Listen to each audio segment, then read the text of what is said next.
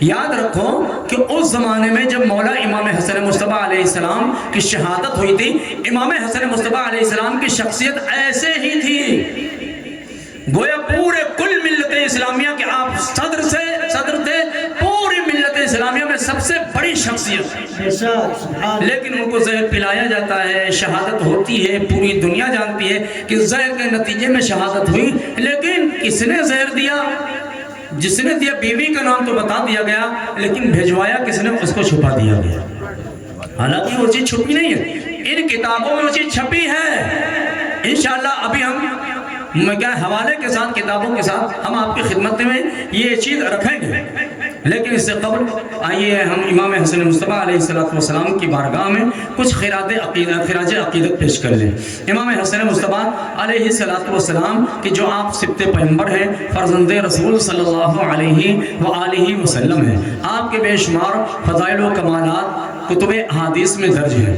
تو ہم یہ چاہتے ہیں کہ جیسے ہمارے شعراء نے اور نعت خواہ حضرات نے منظوم خراج عقیدت مولا کی بارگاہ میں پیش کیا، تو ایک کلام ہے وہ آپ سماعت فرما لیں تحت لفظ۔ مولا امام حسن مصطفیٰ علیہ السلام کی شان اقدس کو بیان کرتے ہوئے ایک شاعر کہتا ہے کیا ہے؟ یوں منفرد جہاں میں رتبہ حسن کا ہے۔ منفرد مانا بالکل الگ، امتیازی شان۔ یوں منفرد جہاں میں رتبہ حسن کا ہے، حیدر ہے جس کا نام وہ بابا حسن کا ہے۔ حیدر ہے جس کا نام وہ بابا حسن کا ہے، اور فرماتے ہیں کیف و دوام ملتا ہے تسکین دل ملے۔ کیف و دوام یعنی ایک مستی، سرور، راحت ملتی ہے، کیف و دوام ملتا ہے تسکین دل ملے، کیسے؟ لب پر ہمارے اس لیے نغمہ حسن کا ہے۔ ہم مولا امام حسن کی شان میں کیوں نغمہ سرائی کرتے ہیں، کیوں خراج عقیدت پیش کرتے ہیں؟ وجہ کیا ہے کہ کیف و دوام ملتا ہے تسکین دل ملے، لب پر ہمارے اس لیے نغمہ حسن کا ہے، اور فرماتے ہیں کہ برپا ہے جس کے گرد ستاروں کی انجمن۔ برپا ہے یعنی جمگٹا لگایا ہوا، برپا ہے جس کے گرد ستاروں کی انجمن، ماہ فلک نہیں ہے، ماہ فلک نہیں ہے، وہ ذرہ حسن کا ہے، اور فرمایا تاریخ میں ہے درج کی مثل شہ امم، بلکہ یوں کہو تاریخ میں ہے درج شبیہ شہ امم، تاریخ میں ہے درج شبیہ شہ امم، آدھا بدن حسین کا آدھا حسن کا ہے۔ یہ جب دونوں کو ملایا جائے تو شبیہ پیغمبر تصویر پیغمبر بن جاتی ہے۔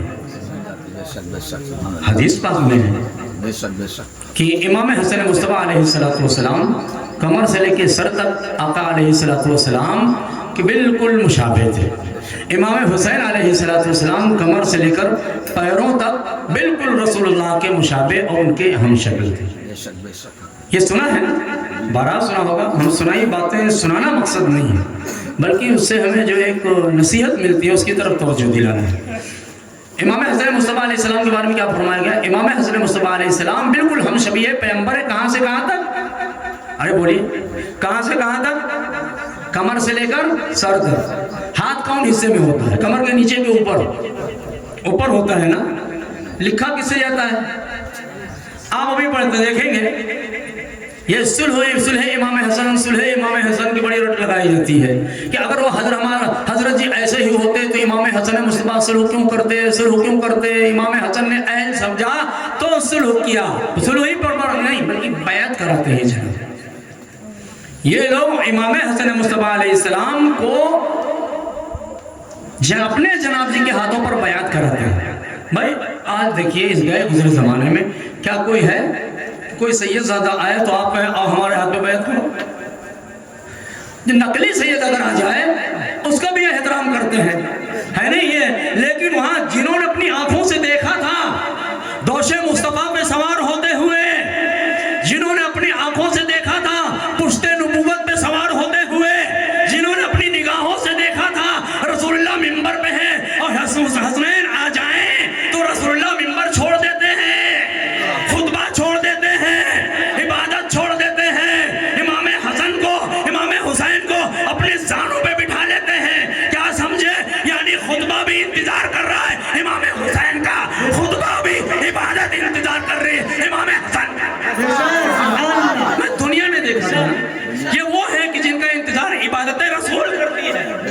حسین وہ ہیں کہ جن کا انتظار نماز رسول کرے، حسن وہ ہیں جن کا انتظار خطبہ کرے۔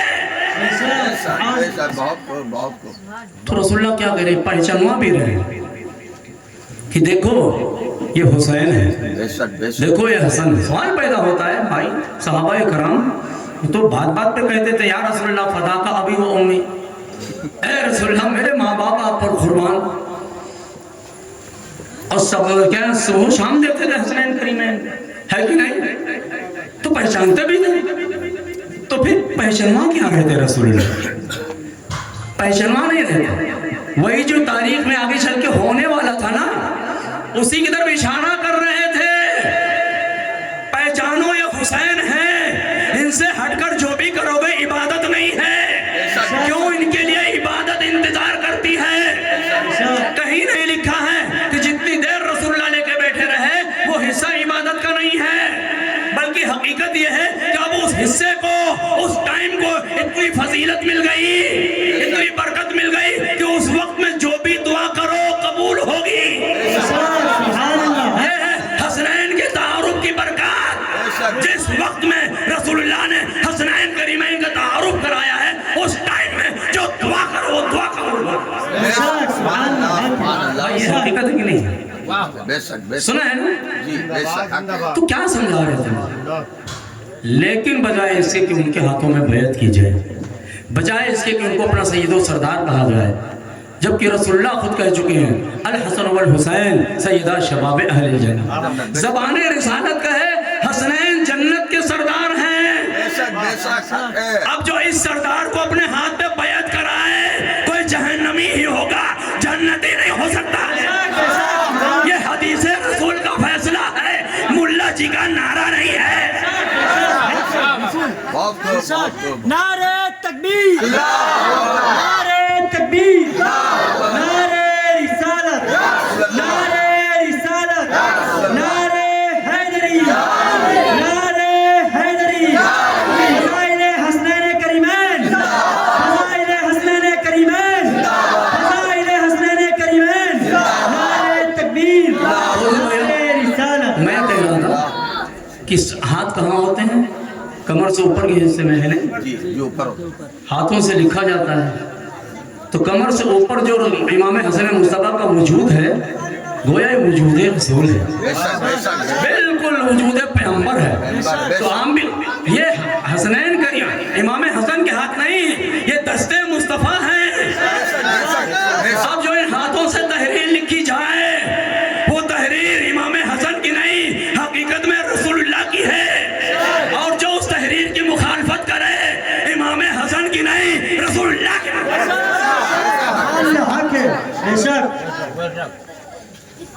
وہ رسول اللہ کی مخالفت کرے، اب بتائیے رسول اللہ کی جو مخالفت کرے اب فیصلہ کر سکتے ہیں۔ یہ احادیث اسی طریقے سے امام حسن مصطفیٰ امام حسین علیہ السلام کمر سے پیر تک رسول اللہ کا سرافہ ہے، رسول اللہ کے مشابہ ہیں۔ اب جو قدم کربلا کی طرف جائیں اور جو ان کے ساتھ جائیں، حسین کا ساتھ نہیں رسول اللہ کا ساتھ دے رہا ہے۔ اب کربلا حسین کا جانا یہ حسین کا جانا نہیں ہے، یہ رسول اللہ کا جانا ہے۔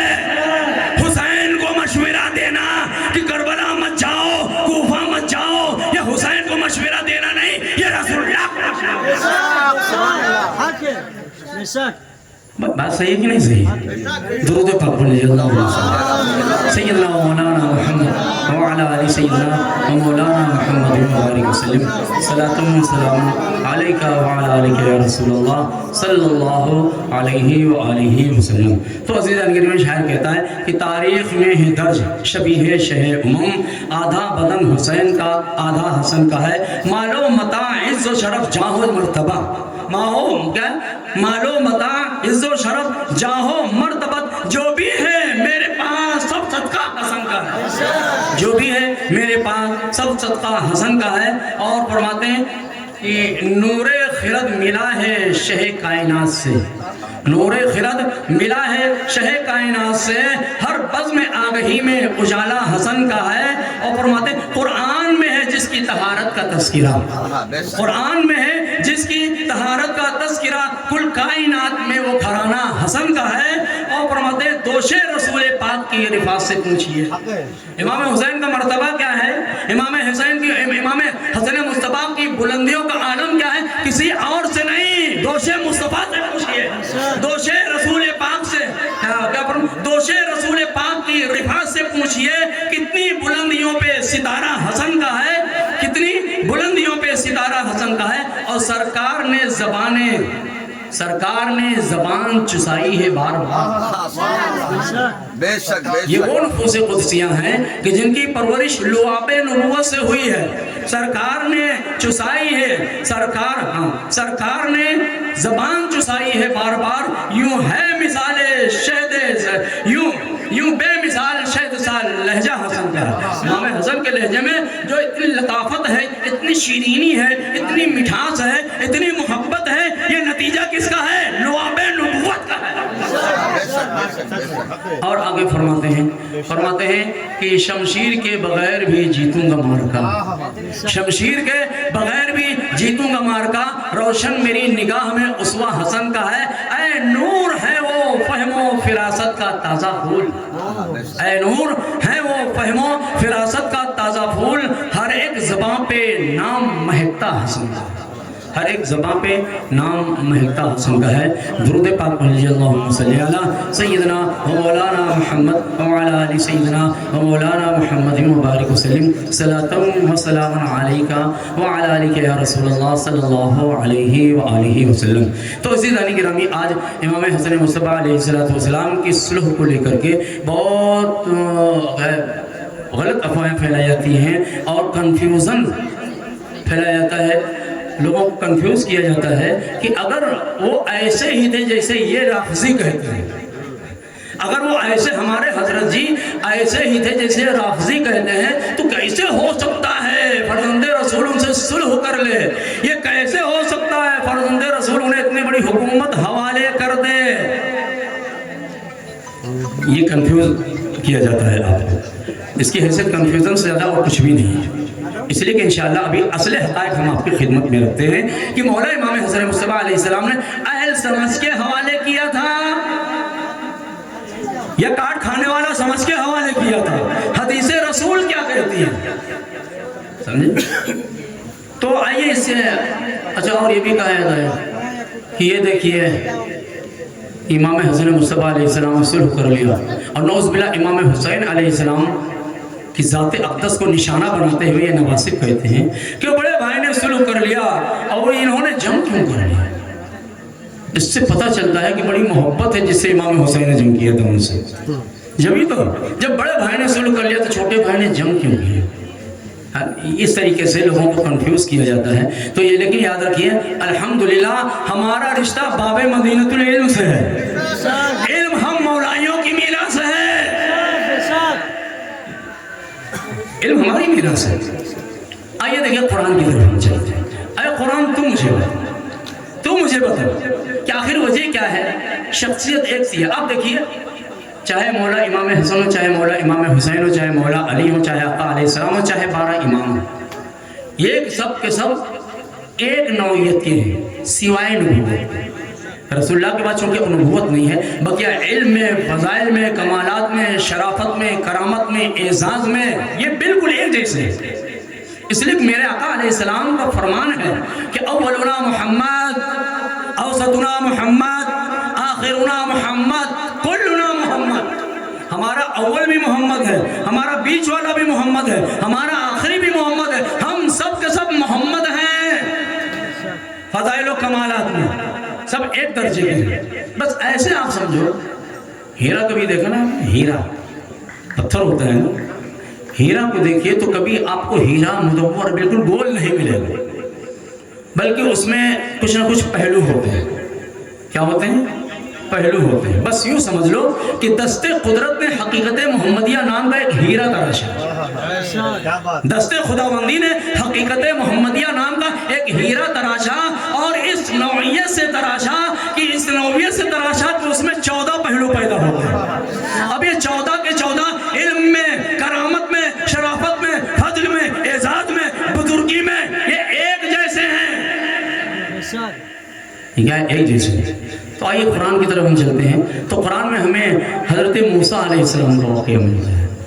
آپ نے سنا ہوگا کہ جب موسیٰ علیہ السلام کی ولادت ہوئی اس وقت کے حالات کیسے تھے. نجومیوں نے آ کر کے فرعون کو بتایا کہ تیری حدود مملکت میں، تیری حدود سلطنت میں کوئی ایسا بچہ پیدا ہوگا کہ جو تیری حکومت کا تختہ پلٹ دے گا. ہے نا، سنا اس واقعے کو. اب کیا فرعون نے قتل و غارت گری شروع کر دیا. جو بھی بچہ پیدا ہوتا اسے قتل کر دیتا، بچی پیدا ہوتی اسے کیوں بنی اسرائیل ہے نہیں. لیکن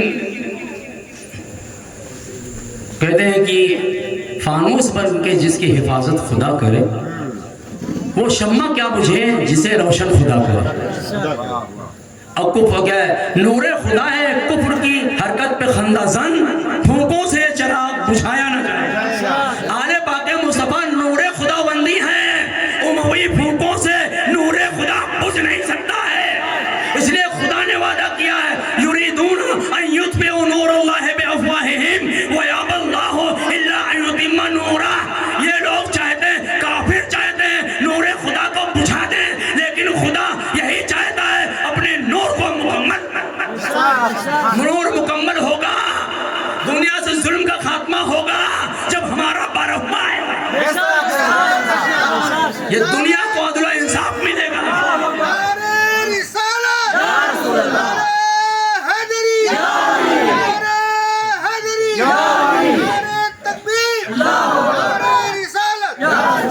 تو عزیزان گرامی دیکھا پھر کیا ہوا کہ اس نے بچوں کو قتل کرنا شروع کر دیا. لیکن خدا کو بچانا تھا حضرت موسیٰ علیہ السلام کو.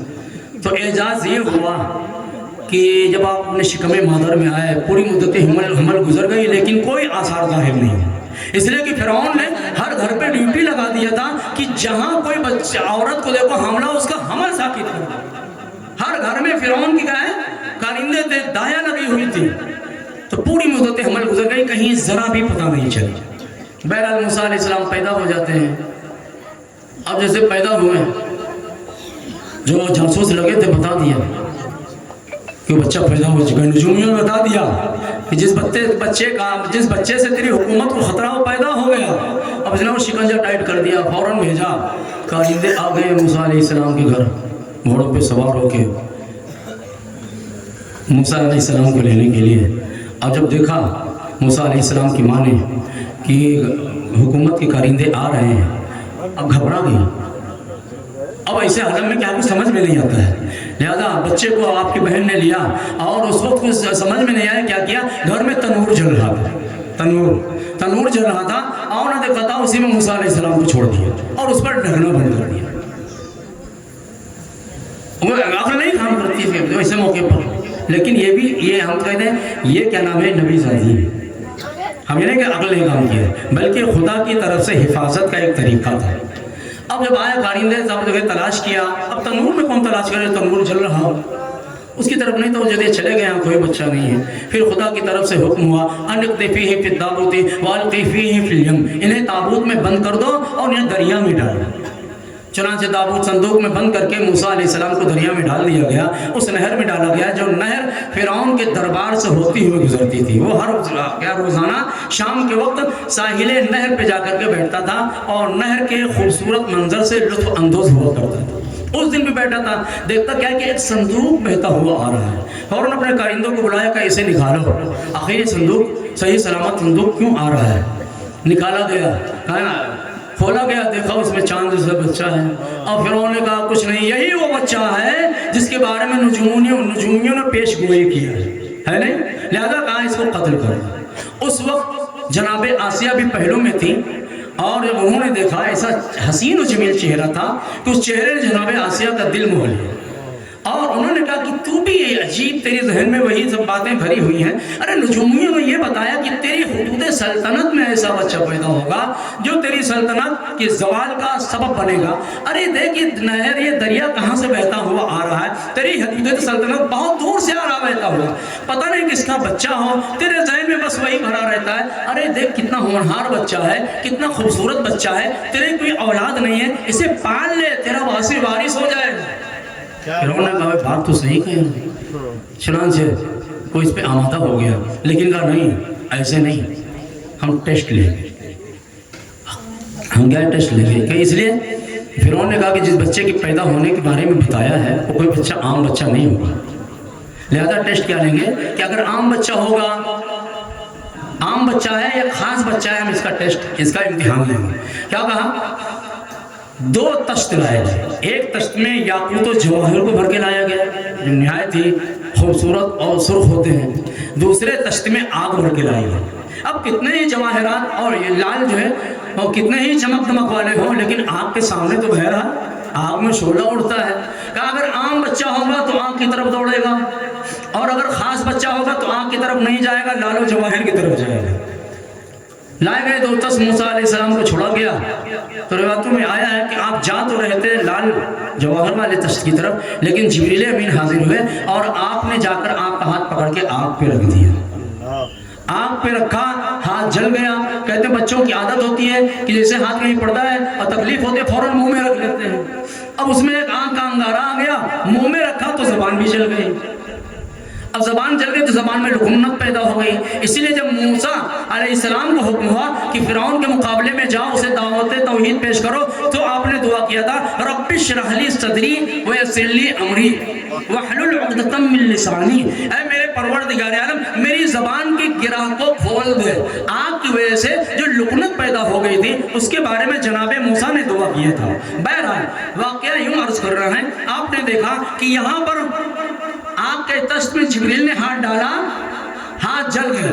اب آپ کے ذہن میں سوال پیدا ہو سکتا ہے، بھائی شخصیت ایک ہی ہے، وہی تو جناب موسیٰ ہے جن کو تنور میں ڈالا گیا جھلے نہیں، تشت میں ہاتھ رکھا گیا جل گئے۔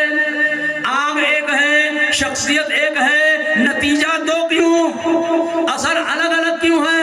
تو جواب کیا ملے گا؟ دیکھو بھائی، نبی کی جان کی حفاظت کا مسئلہ ہے، کہیں آگ سے بچا کے حفاظت کی جاتی ہے، کہیں آگ سے جلا کے۔ یہ نبی کی جان کی حفاظت کا مسئلہ ہے، تو ہم بھی یہی کہتے ہیں حفاظت دین کا مسئلہ ہے، کہیں حکومت دے کر کے اور کہیں صلح کر کے اور کہیں ظالم کے خلاف قیام کر کے۔ بالکل ایک لیول کے، ان کا علم ایک جیسا ہے۔ تو جہاں امام نے سمجھا کہ صلح سے دین بچ سکتا ہے، آپ نے صلح کیا، اور جہاں دیکھا کہ ظالم و جابر کے خلاف قیام ضروری ہے تو آپ نے قیام بھی فرمایا۔ پھر اس کے بعد آپ نے دیکھا واقعات پڑھیں گے تو موسیٰ علیہ السلام کے ساتھ فرعونیوں نے بہت ظلم برتا، بالآخر موسیٰ علیہ السلام نے آپ نے جو ہے کوچ کرنے کا، ترک مکانی کرنے کا ارادہ کیا اور تمام بنی اسرائیل کو لے کر کے چل پڑے۔ چلتے چلتے راستے میں دریائے نیل آ گئے، اب اسے پار کرنے کے لیے کوئی ناؤ کچھ تھا نہیں۔ اب دیکھا اور ادھر فرعونیوں کو پتہ چلا تو فرعون جو ہے اپنے لاکھوں لشکر کو لے کر کے موسیٰ علیہ السلام کے پیچھے لگ گیا، سمجھے؟ موسیٰ علیہ السلام کے پیچھے لگ گیا۔ اب فرعونیوں نے دیکھا کہ پھر آگے دریا ہے، کیا بنی اسرائیل کے لوگوں نے دیکھا آگے دریا ہے، پیچھے سے فرعونیوں کا لشکر ہے، دریا پار کرنے کے لیے کوئی چیز ہے نہیں، اب کیا ہوگا؟ اب تو ہماری جان خطرے میں آ گئی۔ تو ان بنی اسرائیل کے لوگوں نے، بڑی سرکش قوم تھی بنی اسرائیل، کیا کہا موسیٰ تم نے کیا کیا؟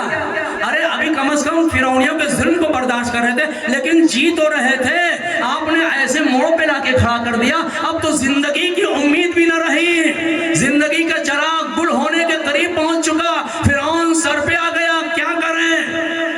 اللہ کی طرف سے حکم ہوا موسیٰ علیہ السلام کو اضرب بعصاک الحجر، بلکہ اضرب، اے موسیٰ اپنے عصا کو دریا میں مارو۔ دریا میں مارا، پانی پھٹ گیا، بہترین راستہ بنا۔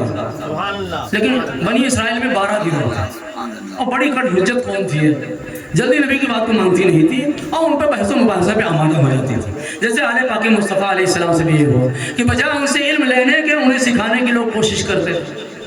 تو بڑی کٹ حجت قوم تھی، کہا ارے ہم 12 گروہ ہیں، کوئی ایک گروہ دوسرے کے ساتھ نہیں جائے گا۔ ہوتا ہے نا، ہمارا تعلق اس فرقے سے ہے، ان کا تعلق اس فرقے سے ہے، ان کا تعلق اس فرقے سے ہے، یہ جلسہ تو ان کا والا ہے، جانا نہیں، یہ مسجد ان کی والی ہے، جانا نہیں، وہی ایسے ہوتا ہے نا۔ تو ان میں بھی 12 گروہ تھے، کہا کوئی ایک گروہ دوسرے کے ساتھ نہیں جائے گا، لہذا 12 راستے بناؤ۔ اللہ کا حکم موسیٰ 12 جگہ راستہ مارو، پھٹ پھٹ مارا، 12 راستے بن گئے۔ اب جب جانے کی بات آئے تو کہا دیکھو گرچہ ہم 12 گروہ ہیں لیکن قوم تو ایک ہی ہے نا.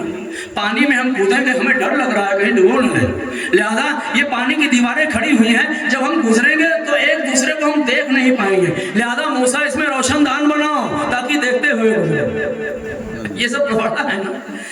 لہذا موسیٰ علیہ السلام کو حکم عصا مارو, عصا مارتے گئے اور روشن دان بنتے گئے. پھر وہ اس میں گھسے.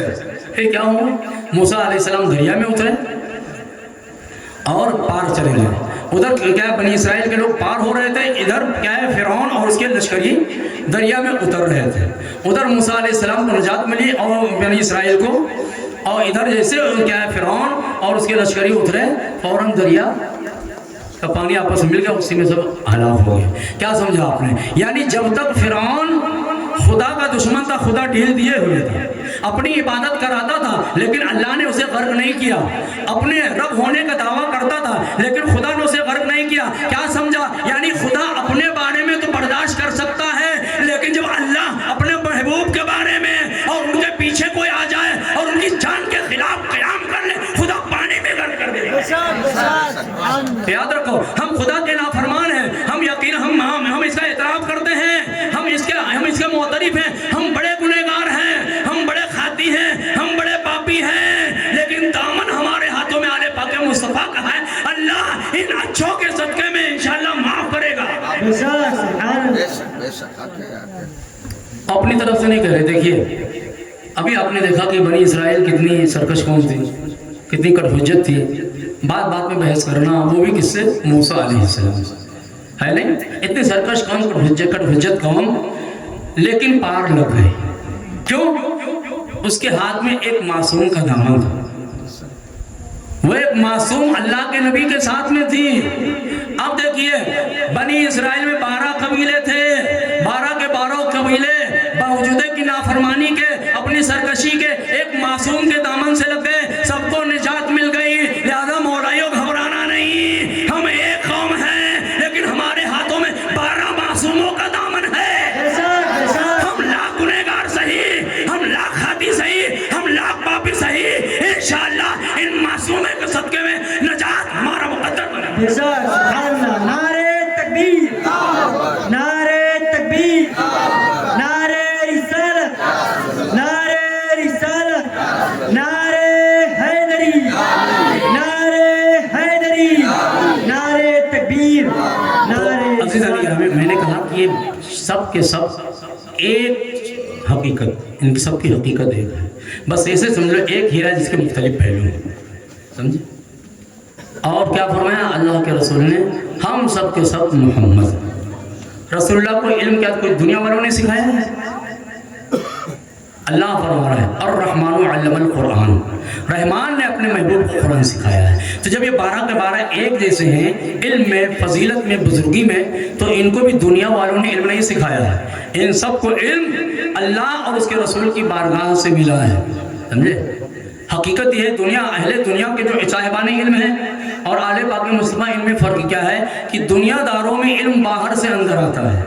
آپ دیکھیں بچہ پیدا ہوتا ہے, جب پیدا ہوتا ہے تو کچھ بھی نہیں معلوم ہے نہیں. اب اسے دودھ کیسے پینا ہے سیکھتا ہے, پھر تھوڑا بڑا ہوتا ہے بولنا کیسے وہ ماں سے سیکھتا ہے نہیں, کیسے رہنا ہے, کیسے سہنا, کیا کرنا ہے دنیا سے سیکھتا ہے. تو یہ اہل دنیا ہے کہ ان کو علم باہر سے ان کے اندر آتا ہے. لیکن یہ آل پاک مصطفیٰ ہیں کہ کیا ہے, یہ خدا کے علم کے خزانے ہیں, یہ علم خدا کے رازدار ہیں. ان کے اندر باہر سے علم اندر نہیں بلکہ ان کے اندر سے علم باہر آتا ہے. تو آقا علیہ السلام نے فرمایا کہ ہم میں سب کیا ہے محمد. اب ہم اپنے کیا جذبات کے روانوں میں نہیں کہتے بلکہ یہ حقیقت ہے. اب دیکھیے مولا علی کی ولادت ہوتی ہے, ولادت ہوتی ہے, خانہ کعبہ سے باہر آتے ہیں, آغوش رسالت میں آتے ہیں, آنکھوں کو کھولتے ہیں تو مولا عرض کرتے ہیں اے اللہ کے رسول اجازت ہو تو کچھ پڑھو. یہ واقعہ میں سنا چکا ہوں, بس ایک تو بات کی طرف توجہ دلانا مقصد ہے. کیا فرمایا اے اللہ کے رسول اجازت ہے تو کچھ پڑھو. تو اللہ کے رسول نے فرمایا کہ پڑھو. تو اللہ کا مولا نے توریت کی تلاوت کیا. جب تلاوت کر دیا تو آقا علیہ السلام نے سند دیا کہ یا علی تم نے موسیٰ سے بہتر توریت پڑھی.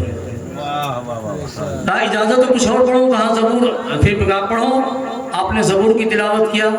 رسول اللہ نے فرمایا تم نے داؤد سے بہتر پڑھی. فرمایا اللہ کے رسول اور اجازت ہو کچھ پڑھوں؟ یہ کب کہہ رہے ہیں؟ یہ کب کہہ رہے ہیں؟ یہ اس وقت کہہ رہے ہیں ابھی اعلان رسالت میں 10 سال باقی ہیں. اعلان رسالت میں 10 سال باقی ہیں. اہل مکہ رسول اللہ کو محمد ابن عبداللہ کی حیثیت سے جانتے تھے، لیکن اس وقت بھی مولا علی رسول اللہ کو خطاب کر کے کیا کریں؟ یا رسول اللہ اجازت ہو تو کچھ پڑھوں؟ میں عرض کروں گا اے میرے مولا، ابھی جس رات سے پردہ خود رسول اللہ نے نہیں اٹھایا ہے، آپ کیوں اٹھا رہے ہیں؟ تو جواب ملے گا کہ دیکھو آگے چل کر کے مورخین آئیں گے، سیرت لکھیں گے، ترتیب بنائیں گے، فلاں کا پہلا نمبر، دوسرے کا دوسرا نمبر، فلاں کا تیسرا نمبر، وہ کیا نمبر لگائیں گے. لہذا اس سے پہلے میں رسول اللہ کی رسالت کی گواہی دے کر بتا دیتا ہوں کہ لوگوں، اے مورخین، اے سیرت نگارو، سن لو، جب ترتیب بنانا تو اس میں میرا نام نہ لکھنا، اس لیے کہ نام ان کا لکھنا جو کلمہ پڑھ کے اسلام میں آئے. ہم پیدائشی مسلمان ہیں. الفاظ دیگر گویا مولا کہہ رہے ہیں اے لوگوں مجھے نمبریوں میں شمار نہ کرنا. اب کیا ہوگا؟ مولا نے انجیل کی تلاوت کیا، قرآن کی تلاوت کیا تو رسول اللہ نے فرمایا کہ تم نے بالکل میرے جیسا قرآن تلاوت. اب یہاں ایک سوال پیدا ہوتا ہے کہ تورات تو موسیٰ علیہ السلام پہ نازل ہوئی ہے، زبور حضرت داؤد علیہ السلام پہ، انجیل حضرت عیسیٰ علیہ السلام پہ، تو جو صاحب کتاب ہے آخر علی اس سے بہتر کیسے کر سکتے؟ بھائی اگر رسول اللہ یہی کہتے تھے اے علی تم نے تورات کی تلاوت بالکل موسیٰ علیہ السلام جیسی کیا ہے، یہ بہت بڑی سند ہے، یہ بہت بڑی فضیلت ہے، لیکن یہ نہیں کہہ رہے علی تم نے موسیٰ سے بہتر تورات کی تلاوت کیا. اب سوال یہ ہے آخر علی موسیٰ علیہ السلام سے بہتر کیسے تلاوت کر سکتے ہیں؟ عیسیٰ سے بہتر کیسے انجیل کی تلاوت کر سکتے ہیں؟ داؤد سے بہتر کیسے زبور کی تلاوت کر؟ بھائی بات سمجھ میں آ رہی ہے؟ تو گھبرائیے نہیں، آواز قدرت آئے گی کہ دیکھیے بہت مشہور محاورہ ہے کیا کہ شاعر کا کلام شاعر کی زبان سے زیادہ اچھا ہے. جس نے شاعری کیا ہے، جس نے کلام لکھا ہے، اپنی زبان سے اگر پڑھے تو اس کی الگ لطافت ہوتی ہے، اس کا الگ مذہب ہوتا ہے، اس میں الگ معنویت ہوتی ہے، اس لیے کہ اس کے سارے نشیب و فراز سے آگاہ ہے کس موقع پر کس چیز کی ادائیگی کیسے کرنا ہے. تو صاحب کلام جب پڑھے تو زیادہ اچھا لگتا ہے کہ نہیں؟ صاحب کلام تو یہ بالکل ظاہر ہے، قدرت کی طرف سے جواب ملے گا کہ دیکھو موسیٰ علیہ السلام پہ تورات اتری، موسیٰ علیہ السلام کی ذات پہ تورات اتری، لیکن زبان موسیٰ کی تھی، کلام میرا ہے. زبان کی موسیٰ کی تھی، کلام میرا ہے. جناب داؤد علیہ السلام پہ جو زبور آئی زبان ان کی تھی، کلام میرا ہے. عیسیٰ پہ انجیل آئی زبان ان کی ہے، کلام میرا ہے. لیکن جب علی تلاوت کر رہے ہیں کلام بھی میرا ہے، کلام اللہ بھی ہے اور لسان اللہ سے مولا کا اسد اللہ بھی ہیں، عین اللہ بھی ہیں، وجہ اللہ بھی ہیں، کرم اللہ بھی ہیں، لسان اللہ بھی ہیں. تو بالکل ایک علم کی بات. اچھا اس کے بعد آپ نے دیکھا کہ مولا کو اب ضمن بات آ گئی تو میں عرض کر دوں کہ مولا کو رسول اللہ نے آغوش میں لیا، اپنے گھر لے کے آئے، اور جب گھر لائے تو رسول اللہ نے مولا کو اپنی پرورش میں لے لی. اچھا اب ایسے موقع پر ہوتا کیا جب بچہ پیدا ہوتا ہے تو لوگ آتے ہیں مبارکباد پیش کرنے کے لیے، اور اس موقع پر ایک کامن سوال ہوتا ہے کہ بھائی بچہ کس پہ گیا ہے کہ نہیں؟ بچہ کس پہ گیا ہے؟ تو لوگ بتاتے ہیں گھر والوں میں کہ بھائی چہرہ فلاں کے جیسا ہے، آنکھیں فلاں کی جیسی ہیں، ناک فلاں کی جیسی ہے، ہاتھ فلاں کے جیسے ہیں. بھائی سوال ہوتا ہے کہ نہیں ہوتا ہے؟ ہماری ماں بہنیں تشریف فرمائے وہ تو بہتر طریقے جانتی ہوں گی، اس لیے کہ زیادہ تر سوال انہی سے ہوتے ہیں، بچہ انہی کے آغوش میں ہوتا ہے. بھائی سوال ہوتا ہے کہ نہیں ہوتا ہے؟ یہ کامن سوال ہے اور جواب بھی آسان ہوتا ہے کہ جس کی طرف جاتا ہے لوگ بتا دیتے ہیں، لیکن یہ سوال رسول اللہ کے لیے تھوڑا مشکل ہو گیا. کیوں؟ اس لیے کہ لوگ یہی بتاتے ہیں بھائی بچہ گھر والے پہ گیا ہے. اب علی جس گھر میں پیدا ہوئے ہیں اس گھر والے کے نہ ہاتھ ہے، وہ جسم و جسمانیت سے پاک ہے، چہرے سے بھی پاک ہے، آنکھوں سے پاک ہے. اب رسول اللہ کیا کہیں؟ بھائی بچہ تو گھر والے پہ جاتا ہے. علی کی جس گھر میں ولادت ہو رہی ہے وہ گھر والا نہ ہاتھ رکھتا ہے، نہ کان رکھتا ہے، نہ وجود رکھتا آواز قدرت آئی، اے میرے حبیب میں نے مشکل کشا دیا ہے، میں نے مشکل کشا دیا۔ کہہ نہیں کیوں نہیں کہہ دیتے؟ آنکھ عین اللہ ہے، ہاتھ ید اللہ ہے، چہرہ وجہ اللہ ہے، زبان لسان اللہ ہے، اور سراپا وجود اسد اللہ۔ رسول اللہ نے فرمایا، لیکن پھر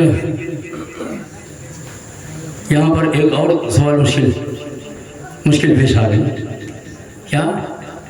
اس موقع پر درود پاک پڑھ لیجیے، اللہم صلی علی سیدنا مولانا محمد وعلی آل سیدنا مولانا محمد مبارک وسلم، صلاۃ و سلام علیک وعلی آلک یا رسول اللہ صلی اللہ علیہ وآلہ وسلم۔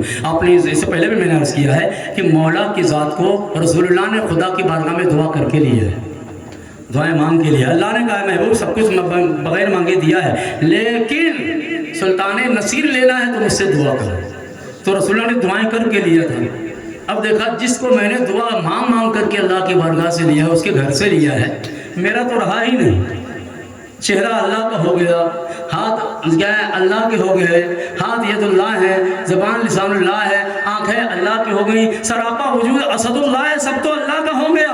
اب میرا کیا بچا؟ رسول اللہ نے دیکھا تو اب علی کا گوشت پوت خون ہے، لہذا جلدی سے رسول اللہ نے فرمایا، یا علی لحم کا لحمی، دموں کا دمی، عظم کا عظمی۔ اب ادھر مولا جھولے میں پڑے ہوئے مسکرا رہے ہیں، فرما رہے ہیں کہ میں تو اپنا رہا ہی نہیں، میں آنکھیں اللہ کی ہو گئی، زبان اللہ کی ہے، ہاتھ اللہ کے ہو گئے، سراپا وجود اللہ کا ہے، اور کچھ بچا تھا گوشت پوست خون ہڈیاں، اس کو رسول اللہ نے منسوخ کر لیا۔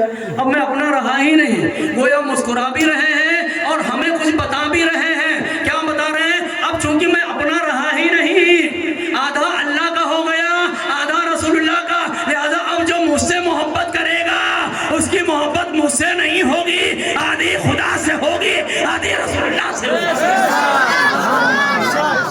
اور اتنے ہی پر نہیں، یہ بھی بتا رہے ہیں جو مجھ سے بغض رکھے گا، مجھ سے بغض نہیں، آدھا بغض مجھ سے ہے، آدھا بغض خدا سے ہے، آدھا بغض رسول اللہ سے ہے۔ اب جو مجھ پہ لعنت کرے گا، مجھ پہ لعنت نہیں، آدھی لعنت خدا پہ جائے گی، آدھی لعنت رسول اللہ پہ ہوئے گا۔ درود پاک پڑھ لیجیے، اللہم صلی علی سیدنا مولانا محمد وعلی آل سیدنا مولانا محمد مبارک وسلم، صلاۃ و سلام علیک وعلی آلک یا رسول اللہ صلی اللہ علیہ وآلہ وسلم۔ تو عزیزان گرامی، سب کے سب ایک حقیقت کے مالک ہیں، سب کے فضائل ایک جیسے ہیں۔ میرے مولا جتنے بھی ہیں بس سوائے وصف نبوت کے، اس لیے کہ حدیث سے ثابت ہے، آقا علیہ السلام نے فرمایا، یا علی انت بمنزلت ہارون من موسیٰ اللہ انہو لا نبی بعدی۔ اے علی، تم میرے نزدیک وہی منزلت و مقام و مرتبہ رکھتے ہو جو جناب موسیٰ کے نزدیک جناب ہارون کا تھا، سوائے اس کے کہ میرے بعد نبوت نہیں ہے۔ تو مطلب سارے اوصاف میں مولا علی بالکل رسول اللہ کے جیسے ہیں۔ درود پاک پڑھ لیجیے، اللہم صلی علی سیدنا مولانا محمد وعلی آل سیدنا مولانا محمد مبارک وسلم، صلاۃ و سلام علیک وعلی آلک یا رسول اللہ صلی اللہ علیہ وآلہ وسلم۔ تو عزیزان گرامی، مولا کے بے شمار فضائل ہیں، مولا امام حسن مصطفیٰ علیہ السلام، یہ ہمارے پاس کتاب رکھی ہے اور بہت ساری کتابیں بھری پڑی ہیں آپ کی فضائل سے۔ رسول اللہ نے جو آپ کو فضیلت عطا کیا ہے، مگر چونکہ دامن وقت میں اتنی گنجائش نہیں ہے کہ ان فضائل کو حوالوں کے ساتھ رکھا جائے، میں سوچ کے تو یہ آیا تھا، لیکن دامن میں اتنی گنجائش نہیں ہے۔ یہ کتابیں آپ کے سامنے موجود ہیں، انشاءاللہ ابھی ہم وہ حقیقت آپ کے سامنے رکھتے ہیں۔ آپ دیکھیے، رسول اللہ نے فرمایا مولا امام حسن مصطفیٰ علیہ السلام کے بارے میں کہ یہ میرا بیٹا سید و سردار ہے۔ کیا؟ یہ میرا بیٹا سید و سردار ہے، ان قریب اللہ میرے اس فرزند کے ذریعے مسلمانوں کے دو گروہوں میں صلح کرا دے گا، یہ فرمایا۔ پتہ کیا چلا؟ آل مصطفیٰ ہی دنیا کو صلح دیتے ہیں، دنیا کو امن دیتے ہیں۔ اب اس حدیث کو لے کر کے کہتے ہیں ڈوبتے کو تنکے کا سہارا کافی، دریا میں ڈوب رہے کچھ نہیں، تنکا مل جائے تو اسی کو بہت سمجھ لیتے ہیں۔ اب کہتے دیکھیے، اس میں تو کہا گیا ہے کہ امام حسن مصطفیٰ علیہ السلام مسلمانوں کے دو گروہوں میں صلح کرائیں گے، لہذا جن کے مابین صلح کرایا وہ مسلمان تھے۔ میں کب کہتا ہوں بھائی مسلمان نہیں تھے، لیکن قرآن کی مانو، قرآن کی بارگاہ میں چلو یار، تو ہر مسلمان مومن نہیں ہوتا ہے، ہر مومن مسلمان ہے لیکن ہر مسلمان مومن نہیں ہے۔ بالکل ایسے ہر انسان حیوان ہے، لیکن ہر حیوان انسان نہیں ہے۔ اب آپ سوچیں گے یہ بھی مولانا کیا بک رہے ہیں، انسان کو حیوان بنا دیا۔ یاد رکھیے حیوان کی تعریف یہ کی گئی ہے، حیوان کہتے ہیں اس موجود کو کہ جو متحرک بالارادہ، یعنی اپنے ارادے سے حرکت کرنے والا، چلنے پھرنے والا، اسے کہتے ہیں حیوان۔ تو اس معنی کر ہم بھی اپنے ارادے سے چلتے ہیں، چوپائے بھی اپنے ارادے سے چلتے ہیں، تو اس معنی کر چوپائے بھی حیوان ہیں، ہم بھی حیوان۔ لیکن ایک وصف ہمارے اندر زیادہ ہے، اور وہ کیا ہے؟ عقل ہے، نطق ہے۔ نطق حقیقی، نطق باطنی، نطق ظاہری اللہ نے عطا کیا، اس کی وجہ سے اب ہم انسان کہلاتے ہیں۔ بہرحال تو کیا میں کہہ رہا ہوں، کس ذہن میں بات آئی بھائی؟ میرے ذہن سے نکل گئی ہوگی۔ حیوان جی، دو مسلمان، ہاں۔ تو یاد رکھیے بالکل ایسے ہی کہ ہر مومن مسلمان ہے، لیکن ہر مسلمان مومن نہیں ہے۔ یہ میں اپنے پاس سے نہیں کہتا ہوں، بلکہ قرآن کہتا ہے۔ قرآن مجید فرماتا ہے قالت الاعراب آمنا، قالت الاعراب آمنا قل لم تؤمنوا ولكن قولوا اسلمنا ولما يدخل الايمان في قلوبكم۔ اے محبوب، یہ لوگ کہتے ہیں، یہ اعرابی، یہ بدو کہتے ہیں کہ ہم ایمان لے آئے۔ تو اے محبوب ان سے کہہ دو کہ تم مسلمان ہوئے ہو، مومن نہیں ہوئے ہو، اس لیے کہ ایمان تمہارے دلوں میں اترا ہی نہیں ہے۔ یہ قرآن، تو قرآن نے کلیئر کٹ فیصلہ کر دیا، اسلام اور ایمان میں فرق ہے۔ جو دل میں اتر جائے وہ ایمان ہے، جو زبانوں تک رہے وہ اسلام ہے۔ لہذا جس کا کلمہ زبان سے آگے نہ بڑھے وہ مسلمان ہے، اور جس کا کلمہ دل میں اتر جائے وہ مسلمان بھی ہے، وہ مومن بھی ہے۔ ہم نے کب کہا مسلمان نہیں؟ بھائی کلمہ تھا زبان پہ تو مسلمان تھے، اور اگر بالکل سب ایک ہی جیسے مسلمان تھے تو صلح کی نوبت کیوں آئی؟ بھائی صلح کب ہوتی ہے؟ ہمارے آپ کے بیچ بڑی دوستی ہے، تو اب ہمارے آپ کے بیچ میں کوئی صلح کرانے آیا تو کیا مطلب بنتا ہے؟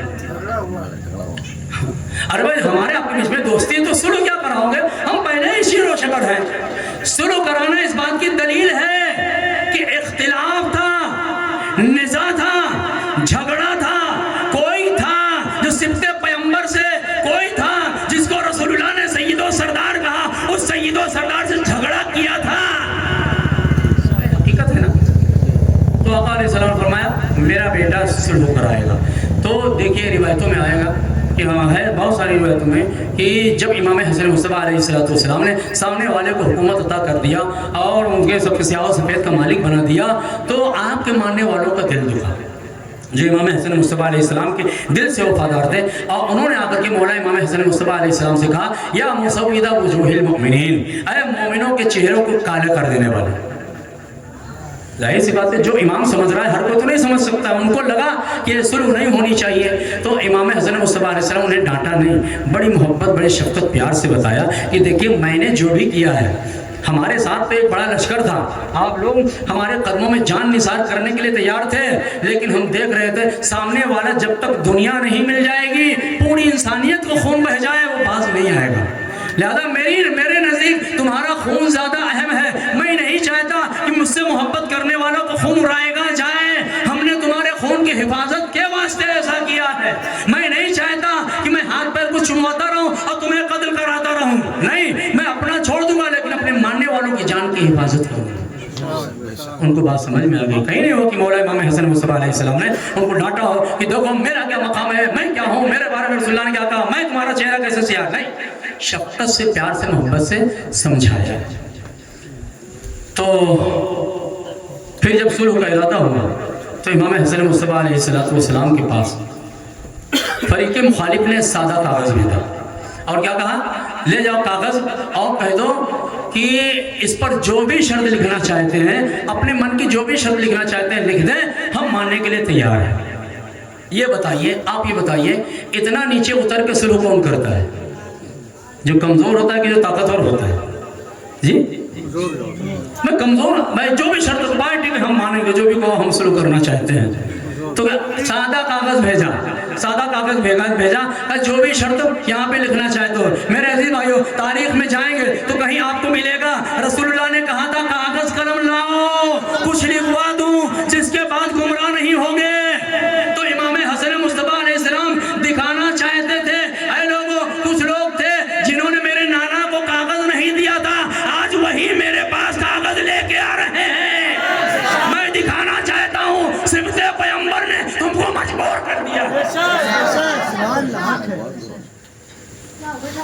تو کیا کہہ رہے ہیں کہ جو بھی لکھو، لہذا مولا امام حسن مصطفیٰ علیہ السلام نے سب سے پہلی شرط کیا لکھی؟ اے فریق مخالف، نام ان کا آپ جانتے ہیں، سب سے پہلی شرط یہ ہے کہ تو عمل قرآن و سنت کے مطابق کرے،